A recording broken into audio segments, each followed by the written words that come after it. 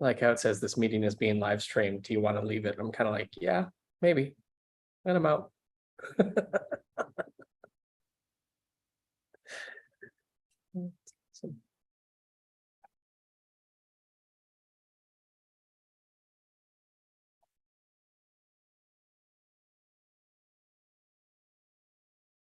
Hey, Dan, what's up? How are you? Doing well. Good. Good. Excellent.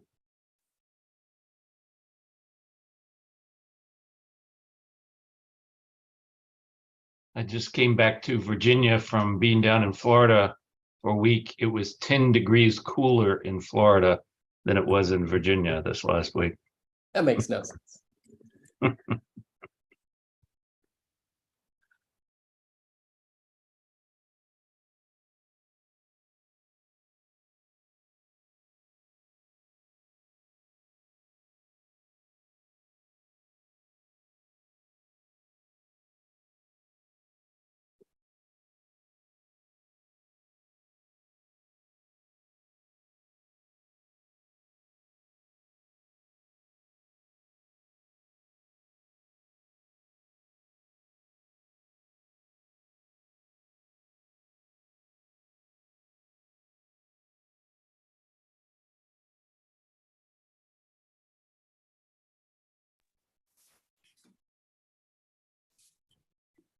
All right. So I do have a few new things to share with everybody that are either going to be released this week or that have already been released. But given that people are still joining, why don't we start with any questions people have? Any questions, Heather? Yeah, we have one from Irina. She asked, how do I start with Active Campaign in Obvio? I used to add everyone manually. Sure. So Irina, Active Campaign inside of Obvio is very much like the other service integrations. So if you were to go down to your attendees and then you go to services, you'll see now, in addition to what was there, Zapier, Keep, MailChimp, you now see HubSpot, and you also now see Active Campaign right there. Now, when you click on Active Campaign, it's going to ask you to define two items, an API URL and an API key. And if you don't know how to get those from your Active Campaign account, right above, it actually gives you the instructions as to where to find those items inside of your Active Campaign account. Now, once you do that, let me see if I can find an event that let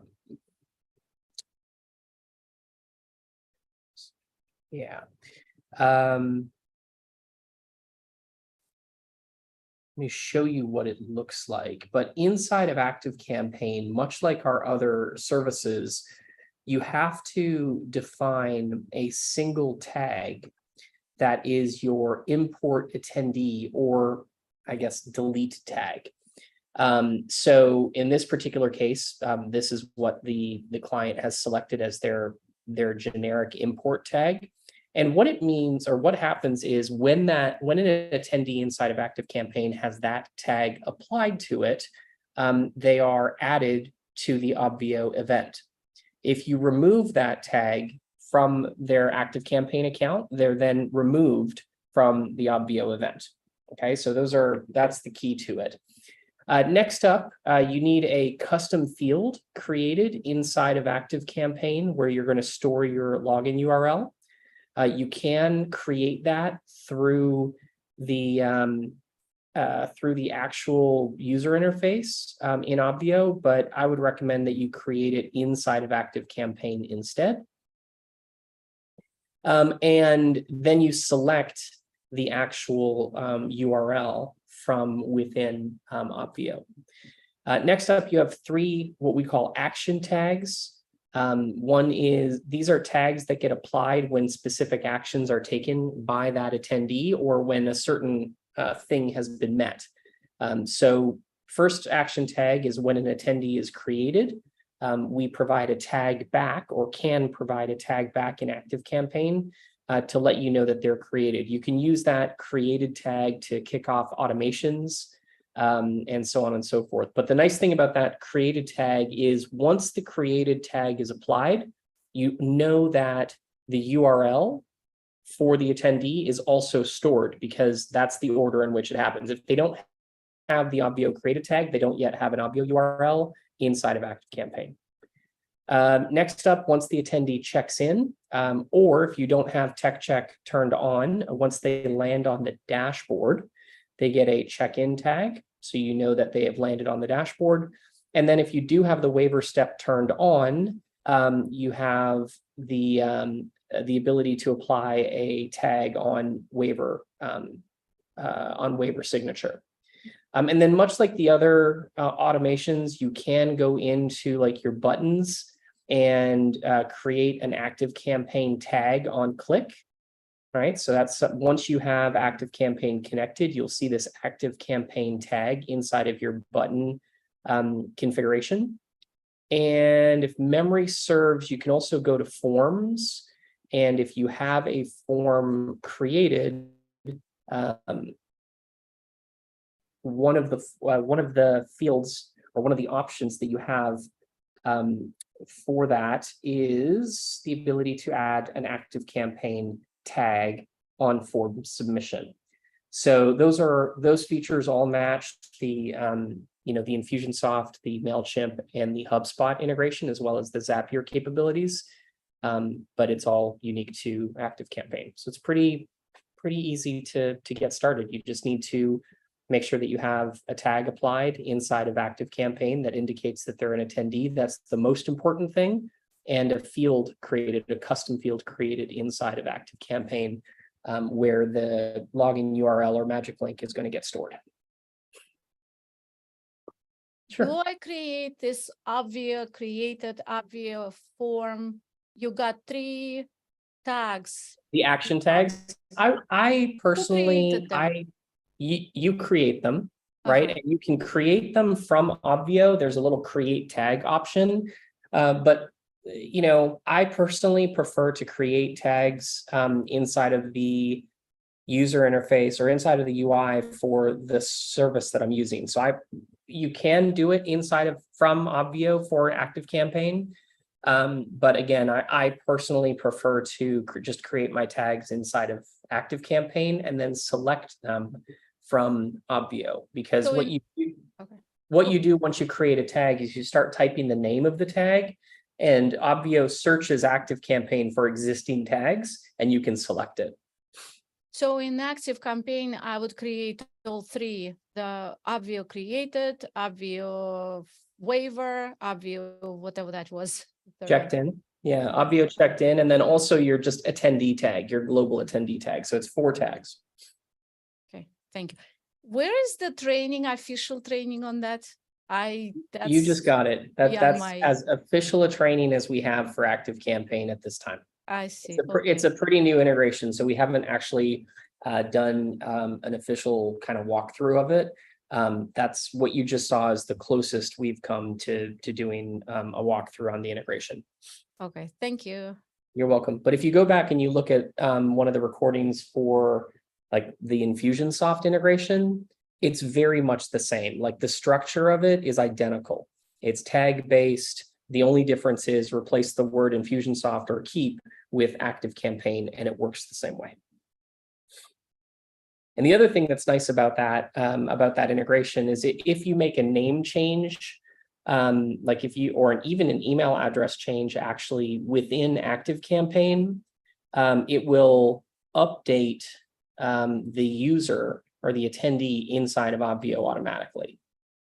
So as long as they have the attendee tag, if you make an update to an attendee record, like, somebody has the word Jonathan on their credit card, but when they're in their event, they want to be called John, and you make that change inside of ActiveCampaign, it'll flow through into Obvio as well.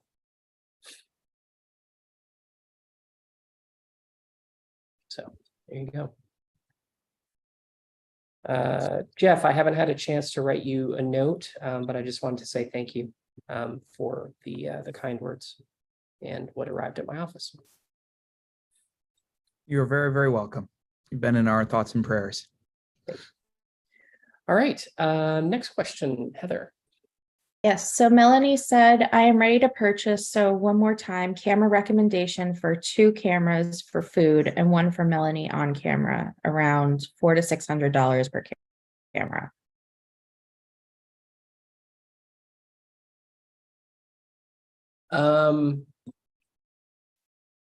Here we Well, go, talking. you're We're still talking here. religion again. Yeah, I know. Grant's still here. Let's let Grant answer this one.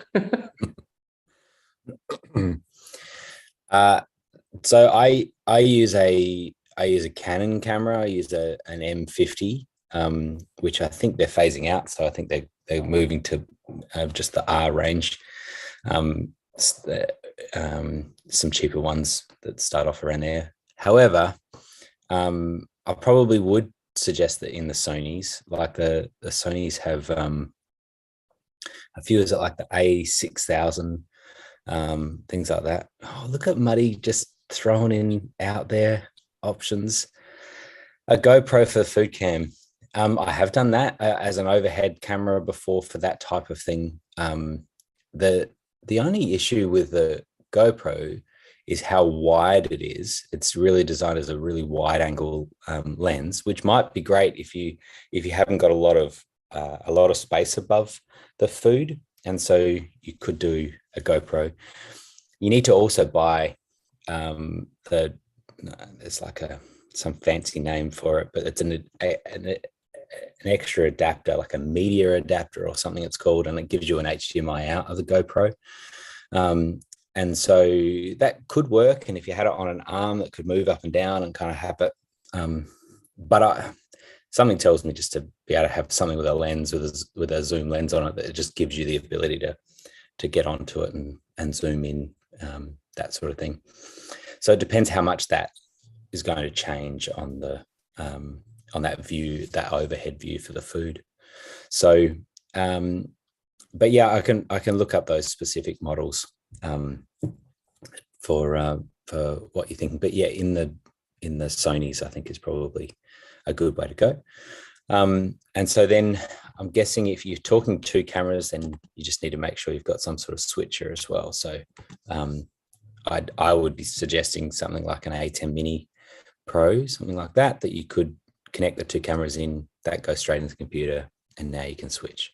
So you can also do sort of a side-by-side picture if you wanted to, or a picture-in-picture type of idea that could work.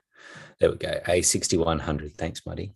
A used Sony A6100 to get in in the budget. So yeah, there's a few things to consider there, but the hardware for it as well, like the rigging for it, is really kind of important, particularly for that overhead one. You want to get that so it's nice and flexible for you. Tripod for the front camera is not as big a deal, because you're probably not moving it at all. So a cheap tripod is fine, as long as it can get to the point that you need it. So does that help? Can't actually see. Yeah, that helps. Thank you. Yeah, thanks. Okay. Yeah, I've asked this question so many times, but I'm getting ready to go. So I have to make a decision and get this stuff ordered. Yeah, and look, you'll buy, you know, we say this often, is the buy once, cry once. So the idea that you could go in and find something that's way cheaper, and you're like, oh, that's amazing, I save all this money, and then you could possibly regret that for some time. Whereas if there's something else there that is just a bit more, that pushes your budget a little bit, but makes the whole thing a little better or easier, then it is definitely worth it. But just know that whatever you buy, somewhere down the track, you'll learn, oh, actually, this is the type of thing I want, or you're going to augment that and use something else, and you're going to bring in another camera, and now you've got 3 cameras. And, you know, like once you get on that train, it just keeps going, you know, and you think about how to increase it and make it a better experience for everyone. But I think overall, what you want to try to do as much as possible is give the feeling of a person standing doing what you're doing as best as you can. So they can see you really clearly from the front. That's great. But the overhead camera, I think my preference on overhead cameras is that they are more back towards you and on an angle down in front of you rather than directly over. And the reason for that is that's the perspective of someone who's trying to do what you're doing. They want to see in exactly the same way as you're doing it. And so obviously you can't put it, here or whatever. And sometimes you have, over the shoulder is good. It depends how much you have to move around. And so, but that slight angle back just means that the perspective looks a bit more normal to what people are experiencing versus directly overhead, where it kind of feels like you're about to fall over sometimes. So cool. Thank you. You guys will be seeing it soon. Awesome. Yeah, and you're welcome to come to these calls and try it out. Like have some stuff and we can show and we can hang around later at the end and give some tips and whatever. And yeah, cool. Another question? Yes. So Jeff said that he's returning from a 1-month sabbatical. Have there been any new updates or Obvio features in the last couple of months? There's a great beard, Jeff. Thank you. That was the wife's request while I was off the road, so it happened. Just trying to keep up with Blue and Kevin and Dan,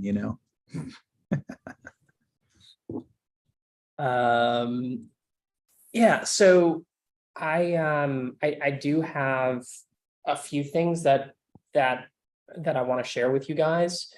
I feel like we had already released the Lefty template, so a month ago isn't that long ago. I think the majority of the things that are on the production system are minor changes. Yeah, I don't believe there's anything of major significance outside of some bug fixes. We've been working really, really hard on the HubSpot integration, which is, proving to be difficult, especially at scale. It doesn't really have any issues with smaller events, meaning events that are, let's say, under 10,000 attendees. But what's interesting about HubSpot is a lot of the users who use HubSpot tend to be larger clients. So as you can imagine, some of those larger events have a back end of that. So we've been spending a lot of time on that, which doesn't affect everybody.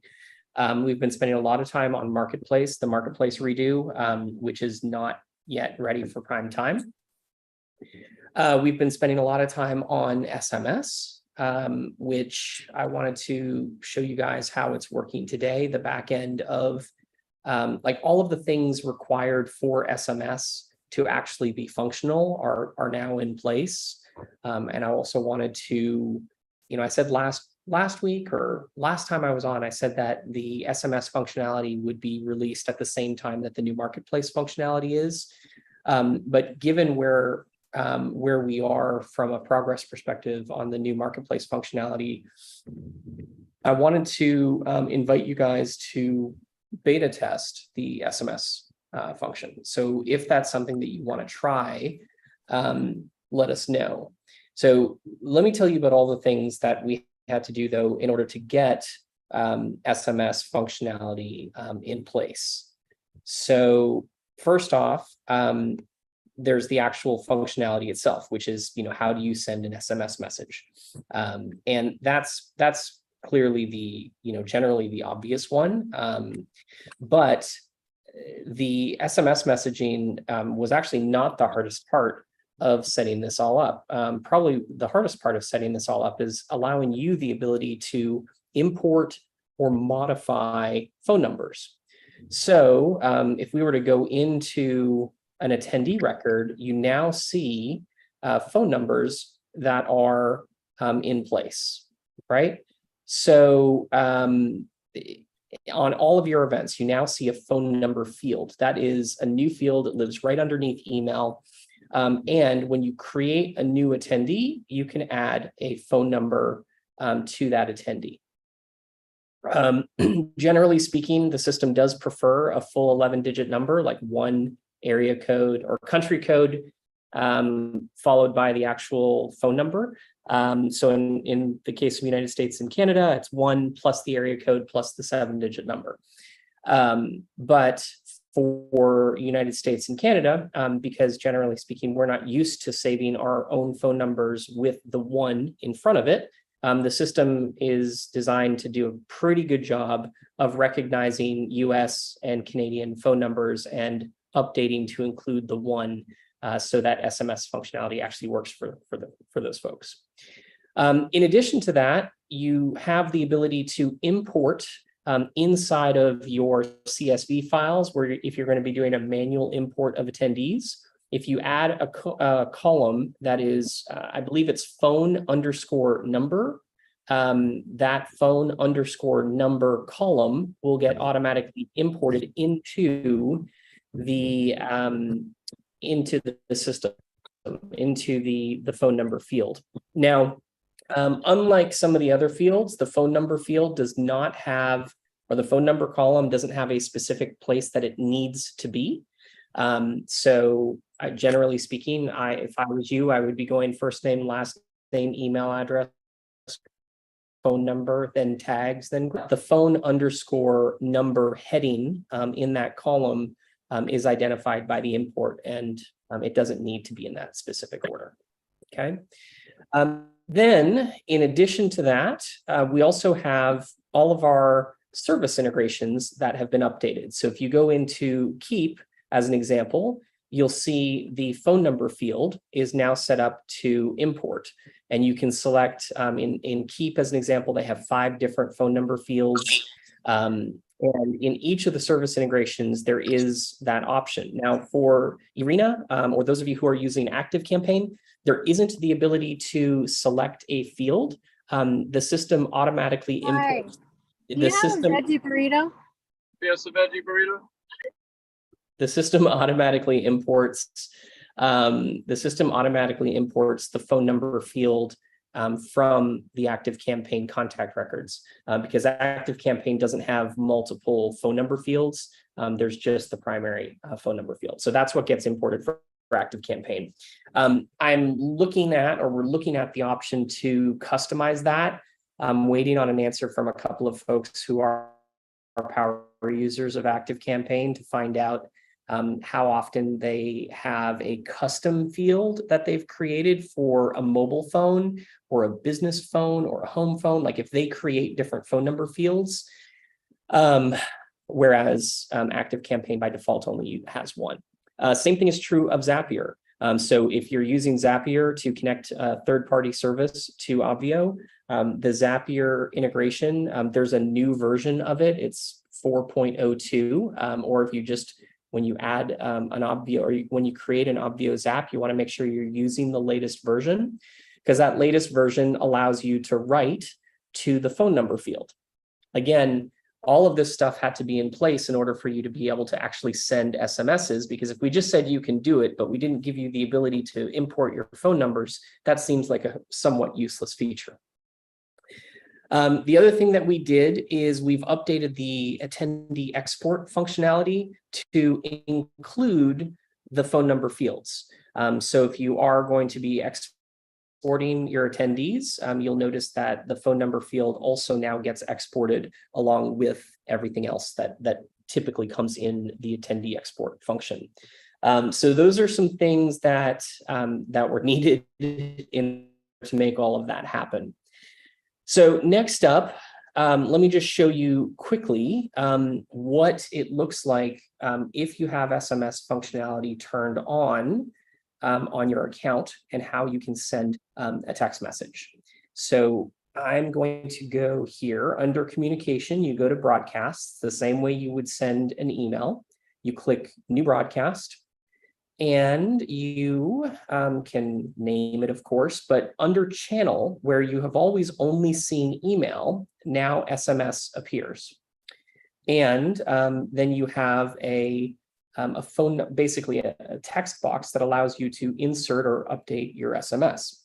So much like email broadcasts, you can name it, right? So testing SMS. You can put it in draft mode, or you can publish it. I'm going to keep this one in draft mode so I don't send a couple hundred text messages out. Then you can time it for some point in the future. Much like emails, they have to be timed a minimum of five minutes in advance. But let's say I wanted to send this out at 1 p.m. on August 5th. And then I can send it to all users, checked in users, not checked in users, or I could filter if I wanted to and modify those filters based on status, based on tags or groups. So very similar to the capability that we added to the email function not so long ago. Then you type in your text message. This is my text message here.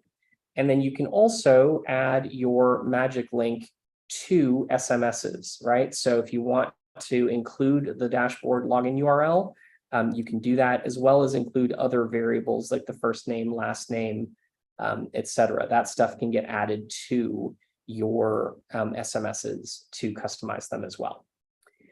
Next up, you're going to see a little agree statement. And this is important. Has to be checked in order for you to be able to send it, but it essentially is a statement that says that you agree to schedule the credit card to be charged. It tells you the approximate amount based on your current number of attendees with phone numbers, right? So you're going to be charged $6.08 for this SMS broadcast for an estimated 247 attendees. If the number of attendees is different at the time of broadcast, additional fees may apply based on Obvio SMS rates of $2 for US and Canadian phone numbers, or 2 cents for US and Canadian phone numbers, or 10 cents for all other numbers.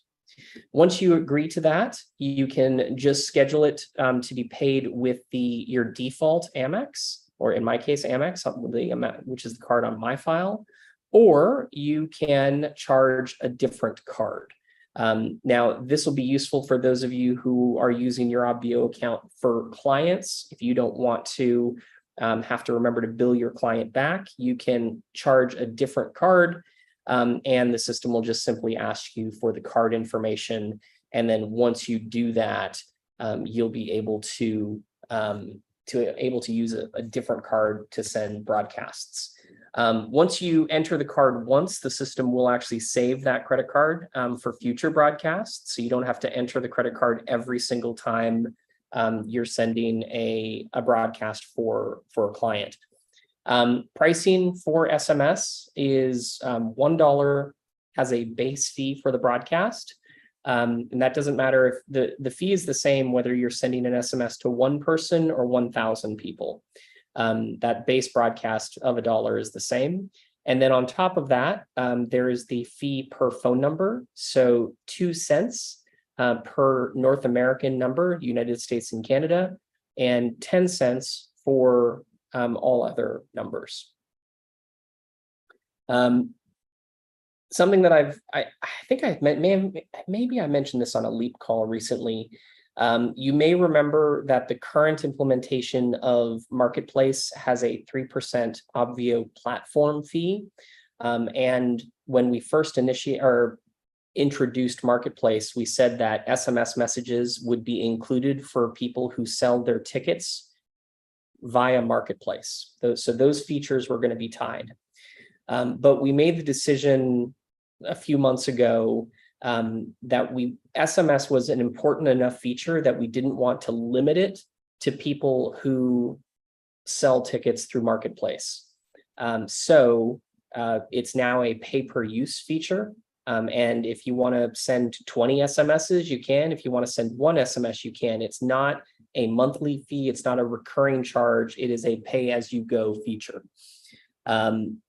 The other thing that comes along with this, when the new Marketplace is released, that 3% platform fee is actually going to be eliminated. So there won't be, you still have your Stripe fees associated with selling your tickets via Marketplace, but there's no longer an Obvio Marketplace fee, platform fee, because that platform fee was being used to offset the cost of SMS messages. So there you go. That's a pretty big update. You know, Muddy, I believe it is a limit of 3 per day. But it's also possible that we eliminated that limit because it's a pay-per-use feature. So I have to go back and I'll get back to you. It's possibly the original limit for SMS was actually going to be 2 SMS messages per day. So I have to double check to see what the limit is. And I will, I'll report back because I honestly don't remember in this moment. So that's the biggest feature coming your way. If you would like to get access to the SMS functionality right away, then just email us at help@obv.io and say, can you please add the SMS functionality to my account? You do have to, I believe it or not, if you're not already using broadcasts, email broadcasts, you do currently have to set up an email address that you can send emails from, I believe, in order for the broadcast functionality to work. It's a change that we're working on. It is still a beta feature. There are still some, quirks that we're working through. You may have seen the drop-down error, or the drop-down menu for the variables inside of the SMS editor were kind of cut off. Those are some of the little changes that we're still working on. So that's probably the biggest feature that is coming your way. Another thing that is about to come your way is a change on the tech check step.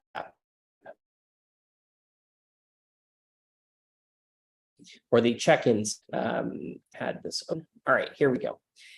So something that happened not so long ago, within the last few weeks, you may remember that there used to be a settings page under the check-in menu.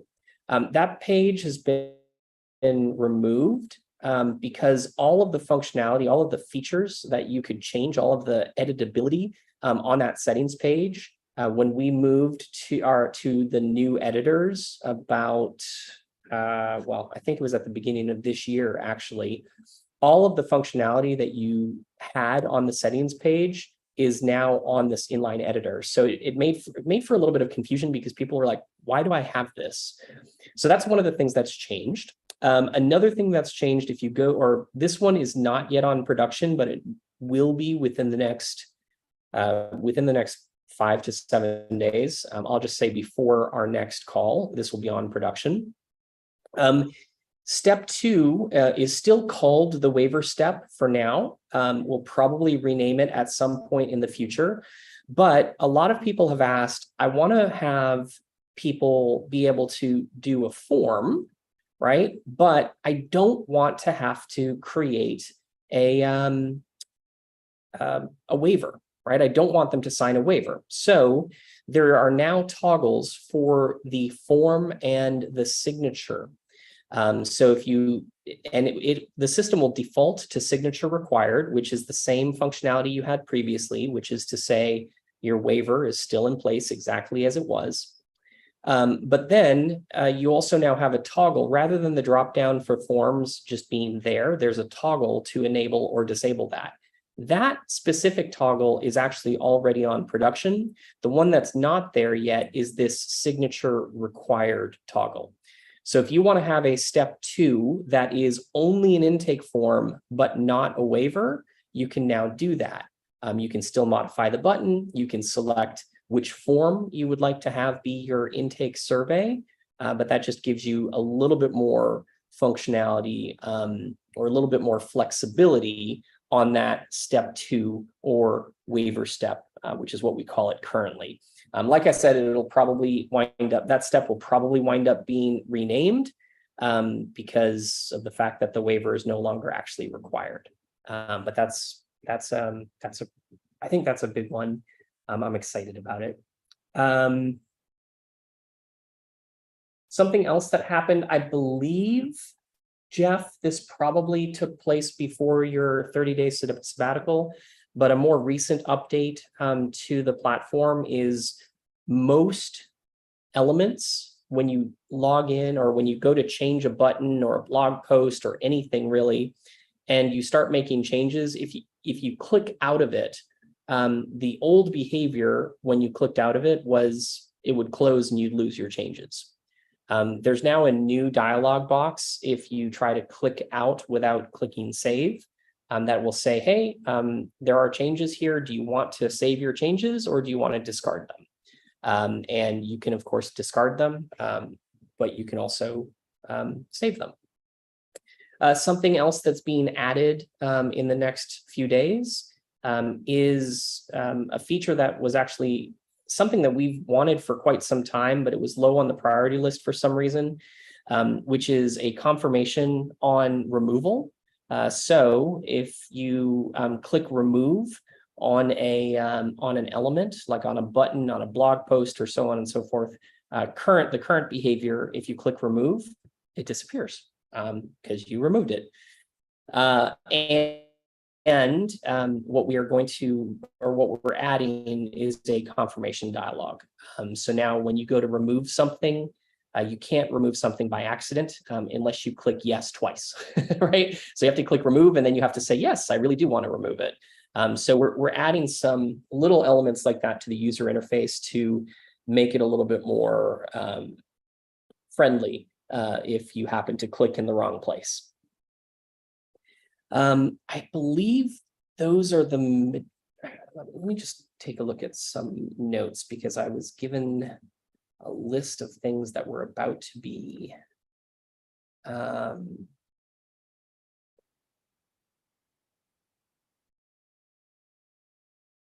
okay. The next thing that I'll tell you about that's coming, and again, it will hopefully be on production by the next time we all talk, is we are making a under the hood change to how users get into Obvio.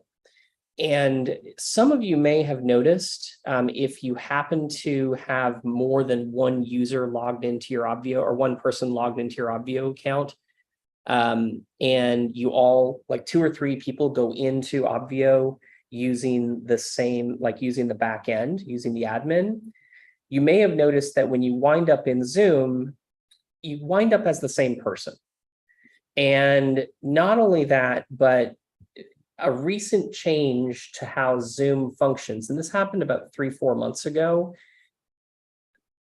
Not only do you look like the same person, but from a chat perspective, you behave as the same person too, which can be a little confusing for those of you who have larger numbers of team members, and honestly, just more than one inside of Zoom, because you both appear as the same person. So if one of your attendees is trying to DM your team member, they may be DMing you without knowing it, even if you rename yourself.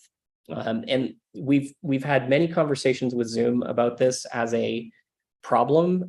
They're aware of it, and they basically told us that they have no intention of solving it. So we had to work on solving it ourselves.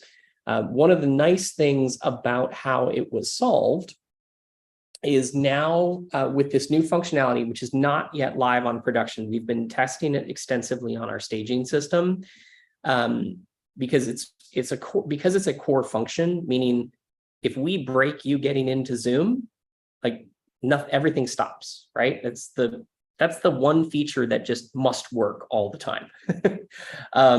So we've been testing it extensively on our staging systems.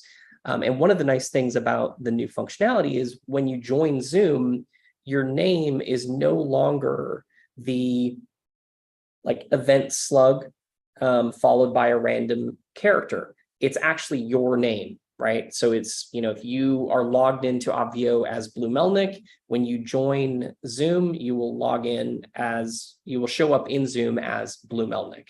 And, one of the things that is not yet there, but once we add this functionality in, we are then going to add the ability to rename yourself inside of Obvio. Because right now there isn't an account page where you can go and change your name in your Obvio account because there was no need for it. It wasn't used anywhere.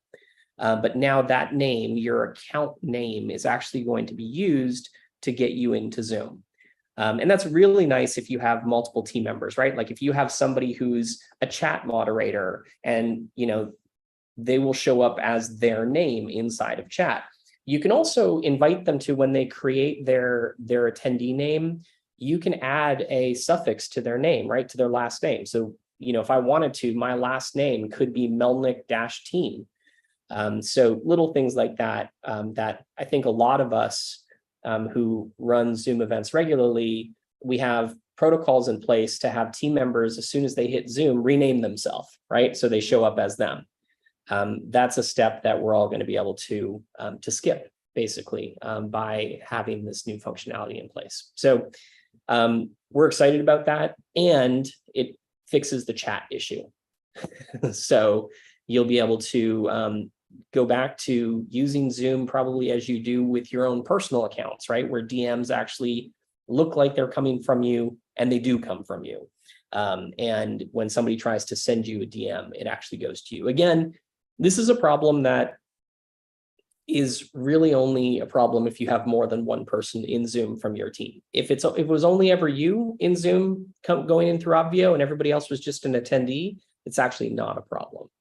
So that's a pretty big thing.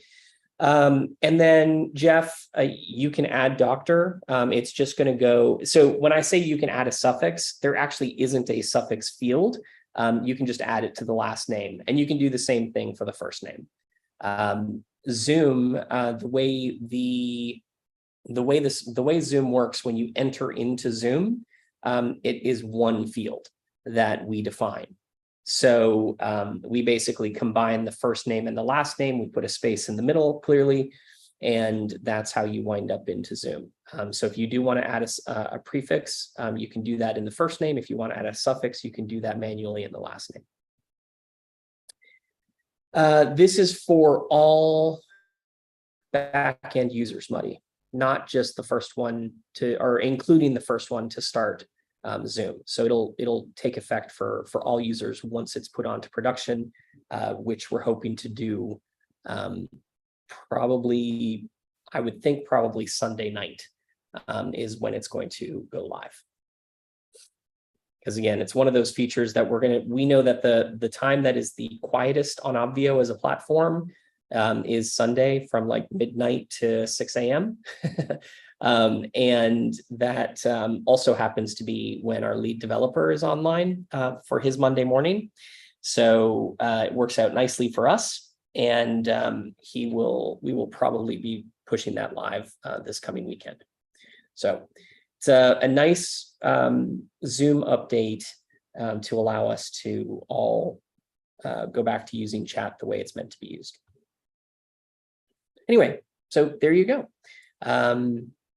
Couple of other just kind of previews. We're working on a new template that is almost finished being designed. And once that new template is designed, it'll then get passed to the development team. I don't know when that's going to get, when we're going to put that into the dev cycle, but I suspect it's something that you'll see at least one new template this year. Funny money. And then we're also starting to, or we're hoping to see 2 new integrations this year, in addition to the ones that you see. One is Go High Level or High Level, and then the other one is what is it called? And the name always escapes me. If you guys ConvertKit. That's the one. ConvertKit is coming next. So I think you'll probably see High Level sometime this month. And my guess is ConvertKit will be integrated by around end of October. That would be my guess, because it takes a couple of months for for the entire process to happen for those service integrations. It's not a small lift.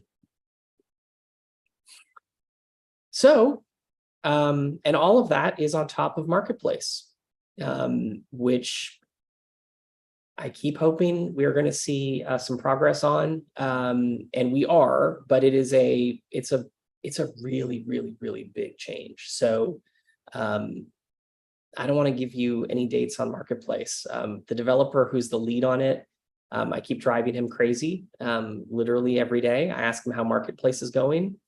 I feel like if I ask him less, it may go faster, but I'm not going to change how I work anytime soon. So, you know, I'm hopeful that we'll see that shortly. Marketplace, what will change in Marketplace is actually really significant. It is, and it's easier to show you than it is to explain it, and I can't show it to you yet. But in short, right now, when you use Marketplace, when you add a section and you go into the configuration panel, that configuration panel has a ton of options. And those options are not, it's just not intuitive. So we've gone in and we've broken down how the sections are added. And we've also added the ability to essentially add sections within sections or elements within sections. So you're going to be able to build rows and then have elements inside of those rows. So it's coming and it is awesome. The second demo of it that I saw, I'm really excited about, because also the configuration of those individual elements will behave more like the dashboard, right? Like if you picture the dashboard, if you went into one of those configuration slide outs and all of a sudden in that one slide out, you had to configure everything. That's basically what Marketplace is currently. So it's being broken down to be a lot easier to use and a lot more like the dashboard editor. There was a question, will the Marketplace work in Brazil? And the answer is, it depends on Stripe. So we use Stripe to function, or for the back end, right? It's actually a Stripe account that's yours. It's not ours. It's a feature called Stripe Connect. So when we turn on Marketplace, you go in and you connect your Stripe account, which allows us to do a few things. And the most important thing is we don't ever touch the money, right? The processing all happens through Stripe, and it's your Stripe account. So you have full control over that. And I believe, don't quote me on it, but I'm pretty sure that Stripe works in Brazil, so it should. There's one other thing, actually. This is a really there are two other minor changes that I'll share with you, that I'm remembering that Grant actually had put onto the system. One is on the sign up page, I believe. There is a new area right above the button, but below the email field. And it is the error message that people get if they try to enter in an email address that has already been taken. And clearly this error message was in English. And we had a couple of clients who are using it who have a different language that they're using Obvio in. So you can now actually go and modify that error message to say whatever you want it to say, which also translates to it being able to be used in a different language. The other thing that happened that is fairly minor is the offline page has been turned into, it used to be a form that you had to fill out and then it gave you a preview. The offline page has been updated to work in the same fashion that the sign up page, the forgot my password page, and the login page all work. So it's what we call an inline editor. So that's been updated as well. All right. There you go. I told you there was quite a few things that had taken place and quite a few things I want to share with you. So Jeff, thanks for asking that question. Really long answer, but thorough. Thank you so much. You are welcome. Yeah, and I'm sure I'm forgetting a couple little bugs that we have kind of squashed over the course of the last month or so. So there you go. All right, Heather. Tendai said, please tell us about your social media campaign for TVE. Not sure if this is the right place to ask. It's not. So I think Tendai is in Leap. So your best bet to look at that is to go back to the recordings of, oh, there's something else that I forgot about. I'll tell you about this one too. This is very exciting, actually. Go back to the recordings from Ticket Lab. It's in the first 2 hours where I laid that out. Okay, one other thing that is really fun. We have worked with, have you guys heard of Searchy? Who here knows what Searchy is? Most of you. Okay, awesome. So we worked with Searchy over the course of the last month and a half or so, and we have added, or Searchy has actually recently added an integration into their systems. So let me show you what that means. So if we go to, what do I keep pressing?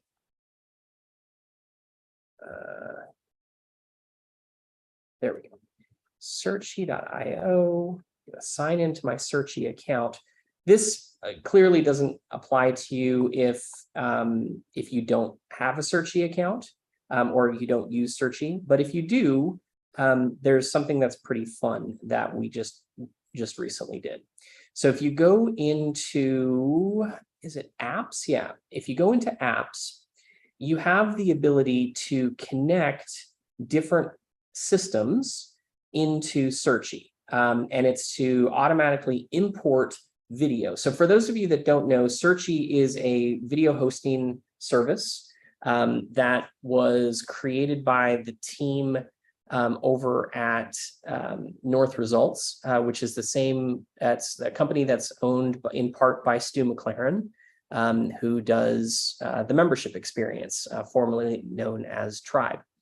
So they had a problem that they were looking to solve a few years ago, which is they had generated so much content, so much video content, they could never find it effectively.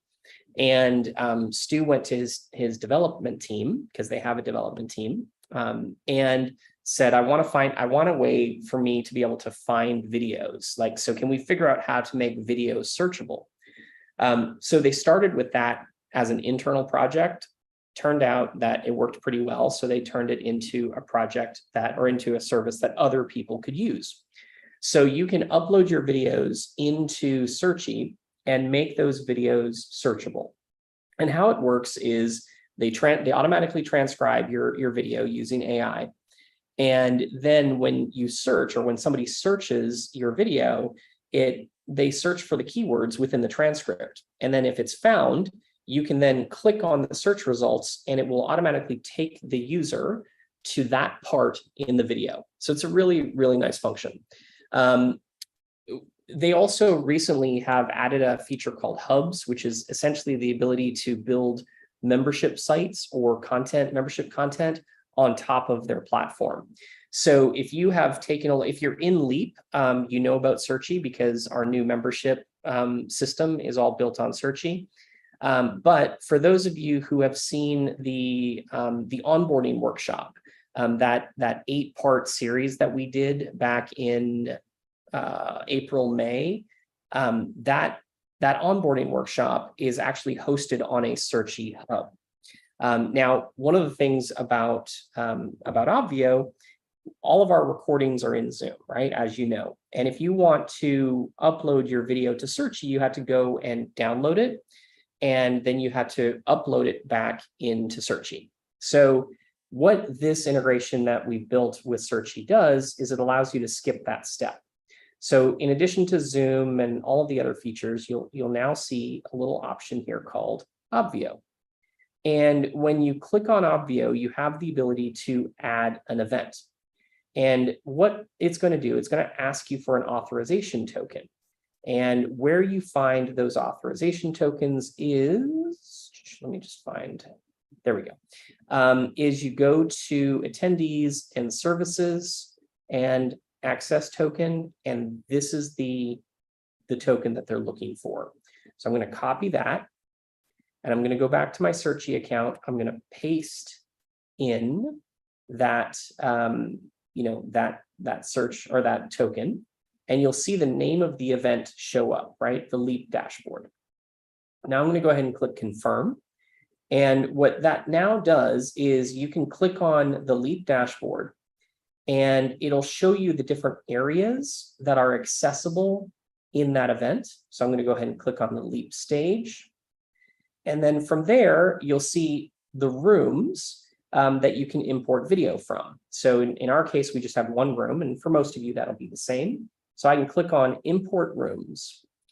And what that does is inside of your Searchy library, you now have the Leap dashboard, room 1, the Leap dashboard, Leap stage, room 1, added to your system. Now, I'm not sure why none are showing up, so I'm just going to go ahead and click on another one to give you an example.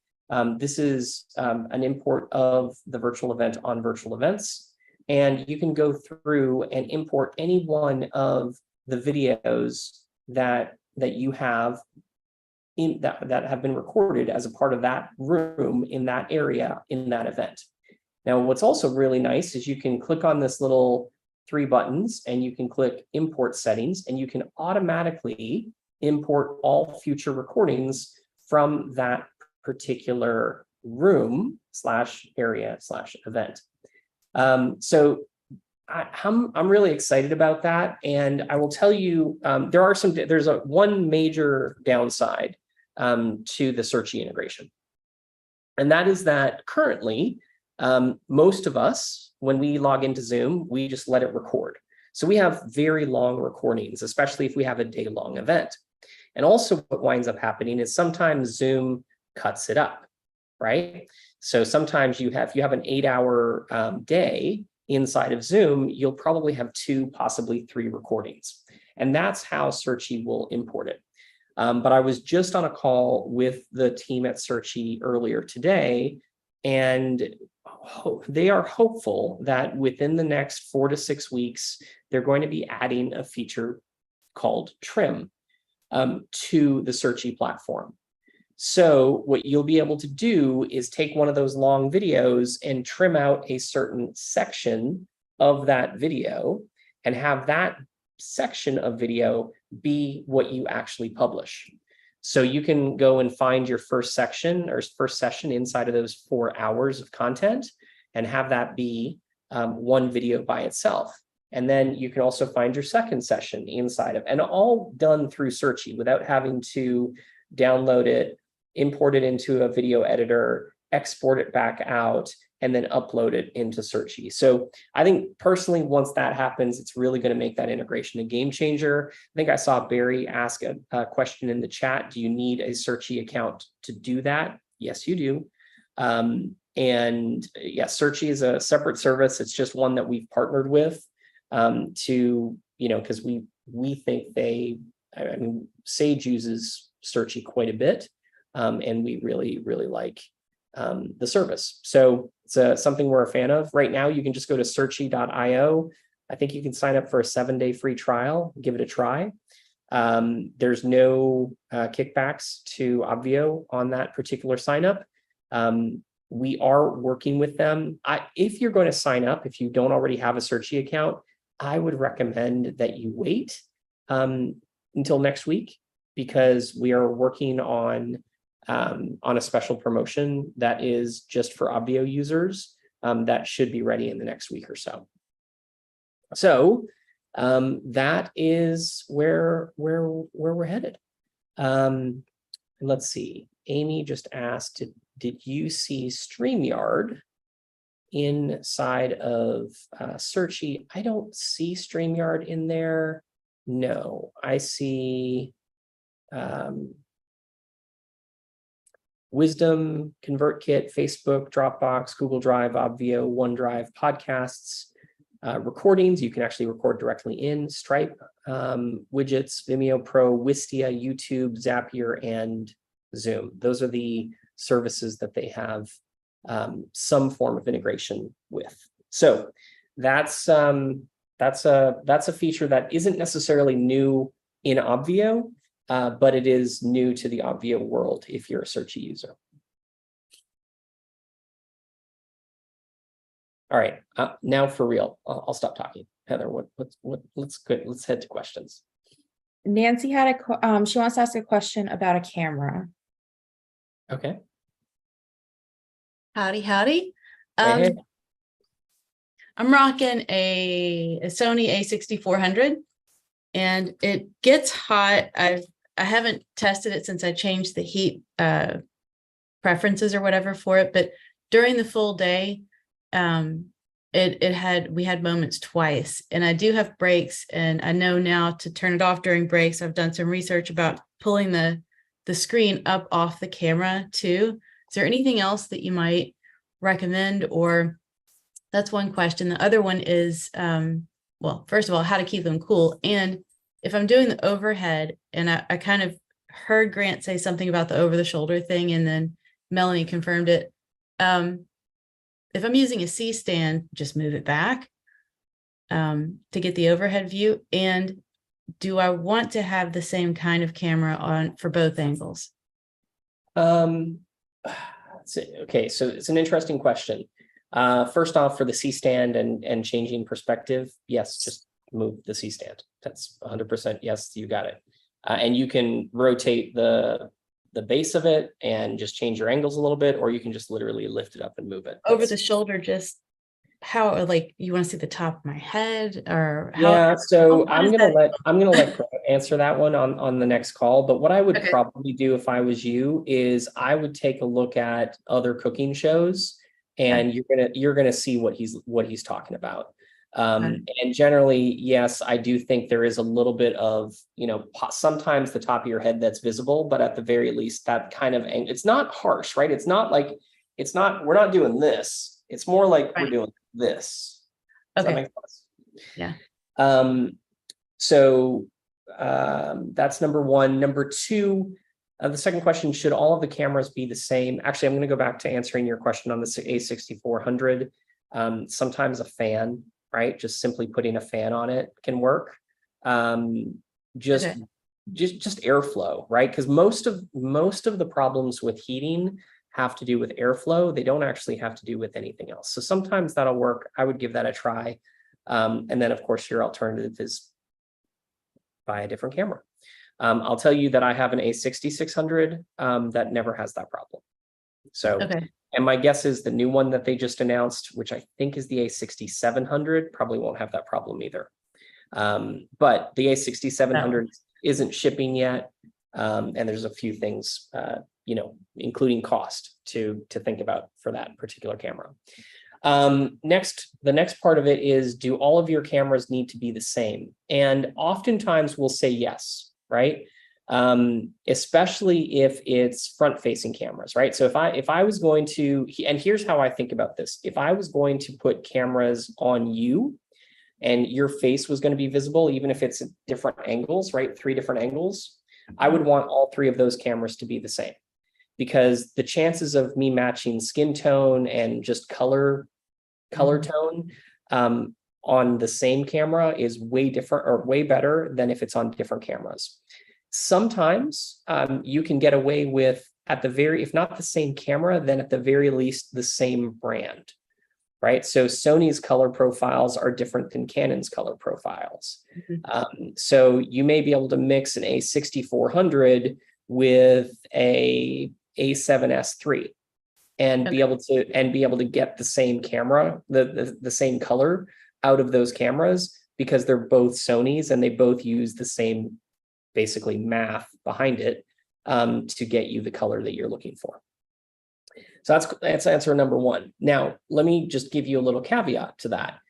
If I was you, my over-the-shoulder camera does not need to be the same camera, right? Because it's not going to catch your face. It's catching a completely different view, right? So it's looking at food on the floor. Like the perspective is so different that having those have to be the same camera, not important, right? Okay. So I'll give you an example of the same thing in our studios.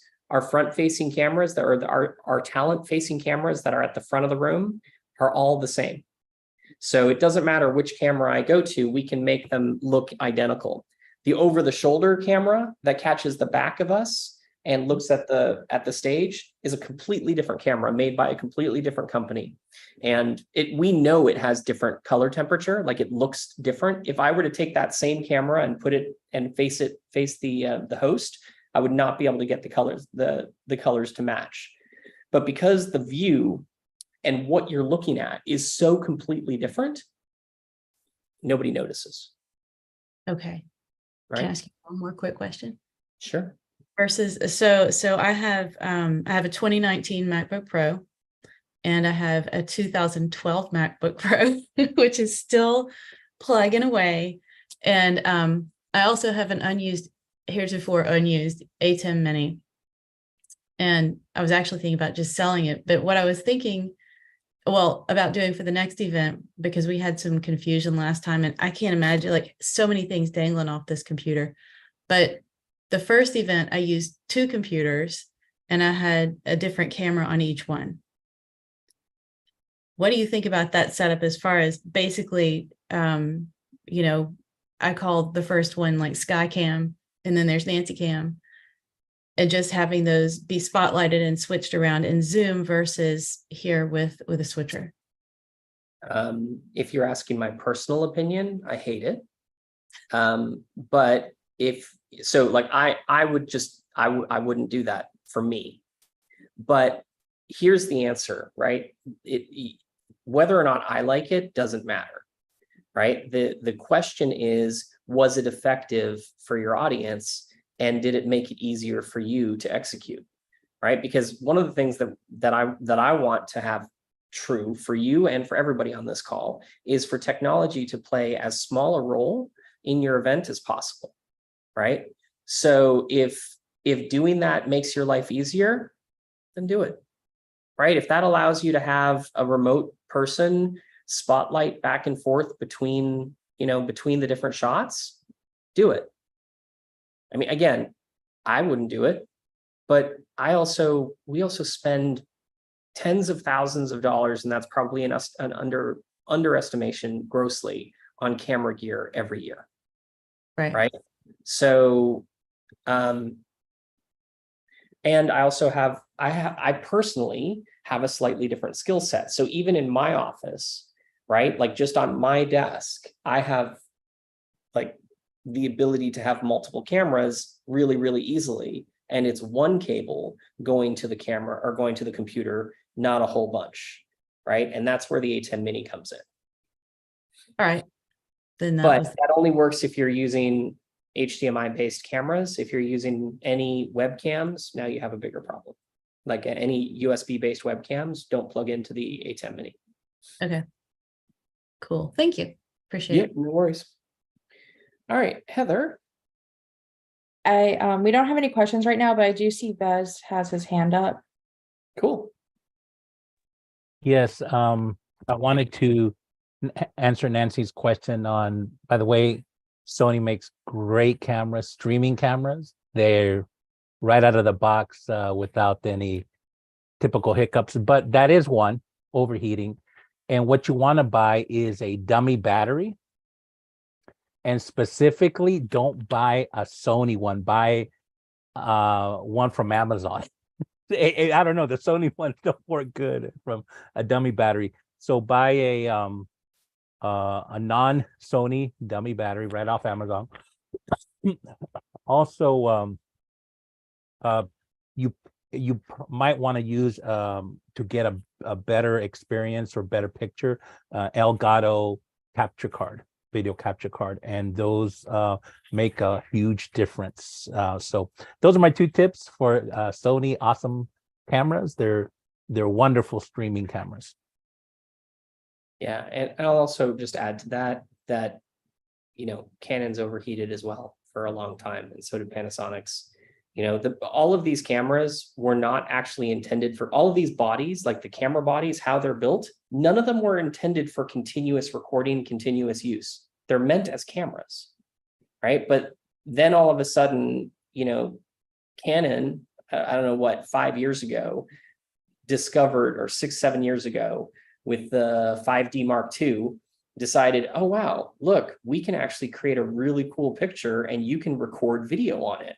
This is awesome. But they had an overheating problem, right? So they had to, over time, have gradually updated the bodies to be more, you know, able to work at higher temperatures for longer rates. But even like some of the brand new, can't remember which one it is. I think it's I have a Canon EOS R5. And if I put it in 8K mode, I think it's 8K mode, and I start recording, it overheats and it powers off after like 15-20 minutes, something like that, right? So it's a brand new camera. It's a not inexpensive camera. It's supposed to be good for video, and it overheats and shuts down. So it just depends on how you're using these cameras. Incidentally, I don't ever shoot in 8K mode, so I don't have to worry about that. In fact, I pretty much shoot in 1080p, so I really don't have to worry about it. And I can just record continuously forever until the end of time, or my SD card runs out. So there you go. All right. Any other questions? Yeah, I do love that Sigma 16 mil lens. That is a fantastic, fantastic lens. Actually, that one sits on my desk.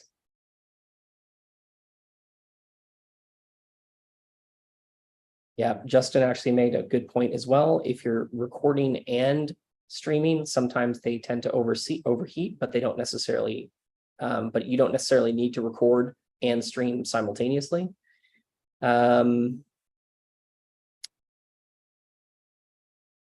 Justin is looking to nerd out on Kickstarter.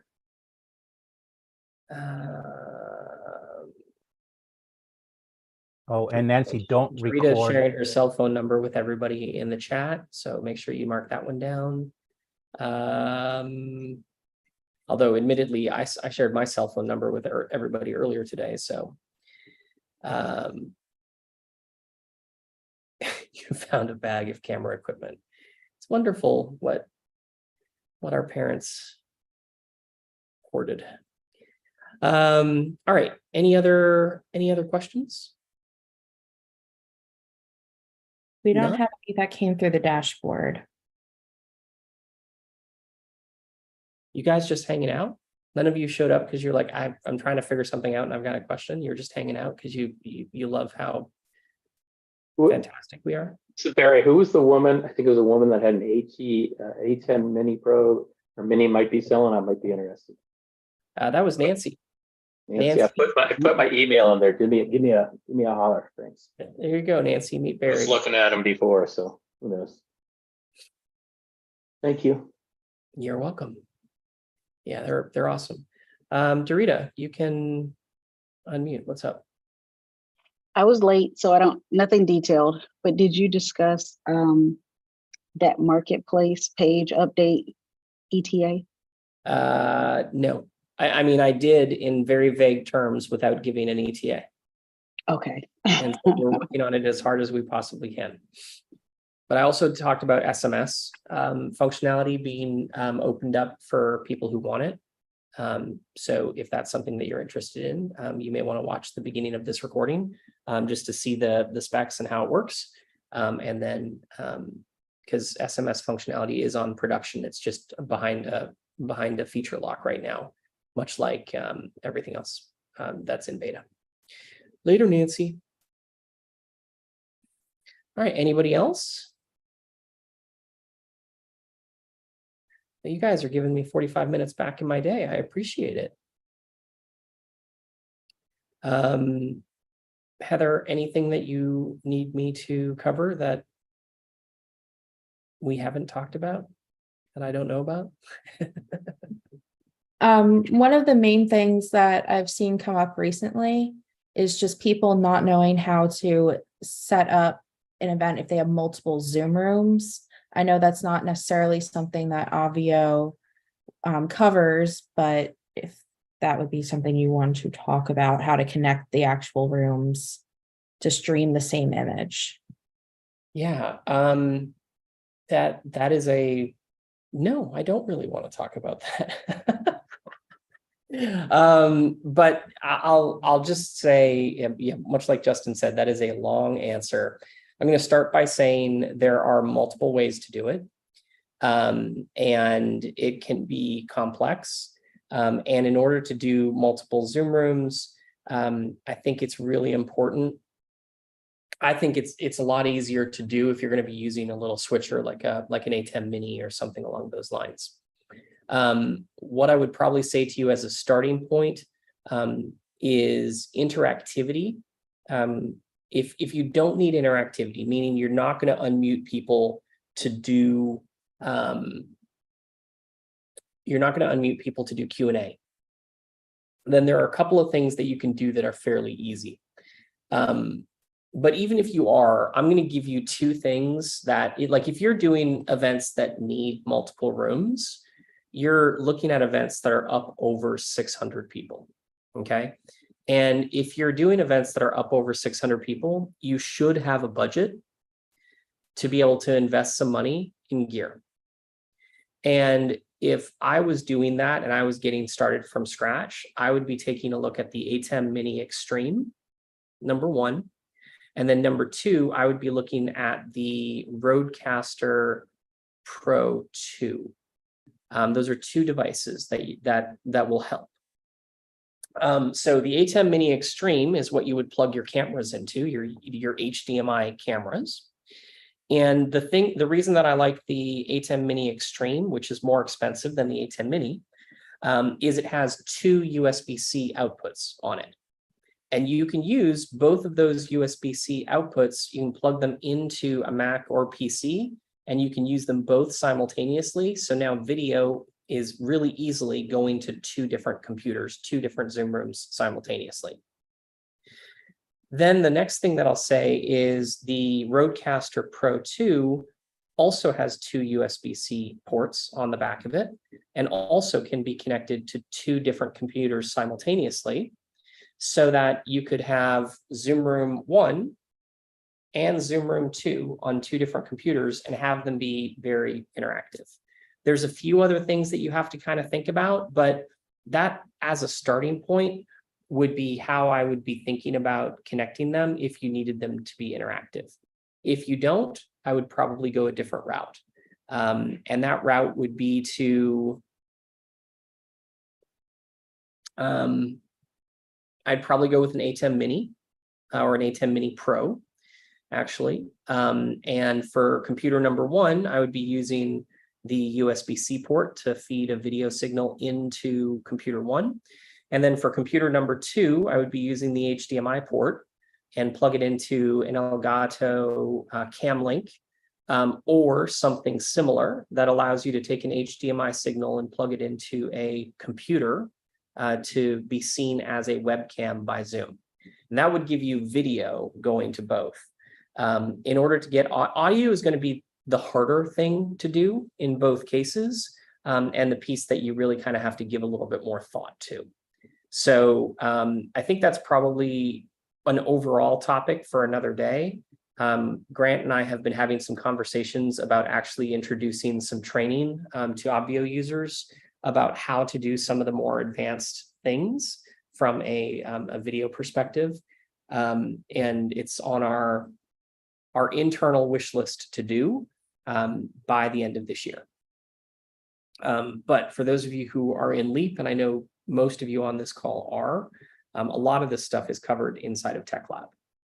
So you have access to that information if you're already in LEAP.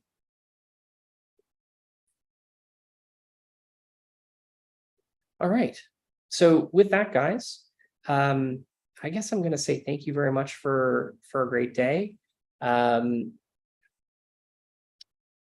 if you don't have any more questions, I'm going to duck out and say we'll see you next week.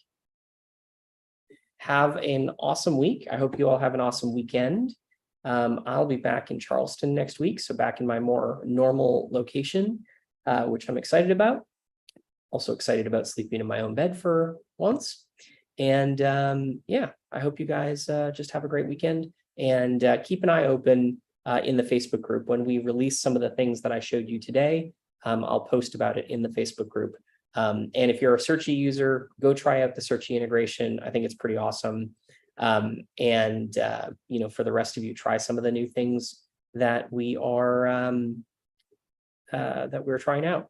And Justin, I'm in Phoenix right now. I don't agree with you.